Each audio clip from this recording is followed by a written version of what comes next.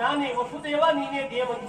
ನಾವಿಬ್ರು ಜೊತೆಯಾಗಿ ಒಂದು ಕೃಷ್ಣನ್ ಈ ಪ್ರಪಂಚ ಕೊಡುವ ಎಂತ ಎಂತಿದ್ರ ಹೊರಗೆ ಒಂದು ಹೊಸ ಮನೆ ಕಟ್ಟುವ ಪಂಚಾಂಗ ಮಾಡುವ ಅಂತೇಳಿ. ಮನೆ ಕಟ್ಟಿ ಪಂಚಾಂಗ ಹಾಕುದು ಸುಲಭ, ಗೋಡೆ ಹಾಕ್ಬೇಕಲ್ವ?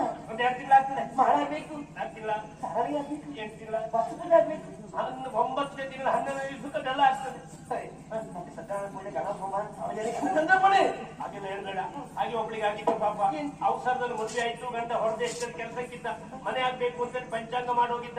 ಆದ್ರೂ 1 ವರ್ಷ ಆಗ ಬರ್ಲಿಲ್ಲ. ಪಕ್ಕದ ಮನೆಯವ್ರು ಕೇಳ್ದ, ಪಂಚಾಂಗ ಆಗಿದೆ, ಮನೆ ಹಾಳ ಹೋಗ್ತದೆ, ಏನ್ ಮಾಡುದು ಅಂತೇಳಿ. ಗೋಡೆ ಮಾಡಿ ನಿರ್ಮಾಣ ಮಾಡುದು ಯಾರು ಅಂತೇಳಿ. ಅವಾಗ ಇವನೇ ನಿರ್ಮಾಣ ಮಾಡಿದ. ಹಾಗೆಲ್ಲ ಆಗ್ಬಾರ್ದು. ಇದು ಪಂಚಾಂಗ ಕೃಷ್ಣ.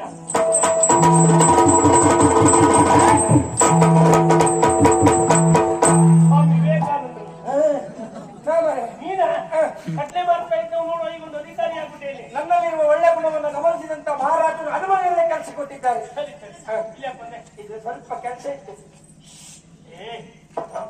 ಏನೇ ಇರಲಿ ನೋಡು, ನಾನು ಒಬ್ಳು ಜೊತೆಯಾಗಿ ಒಂದು ಶ್ರೀಕೃಷ್ಣನ ಕೊಡು ಯೋಚನೆ.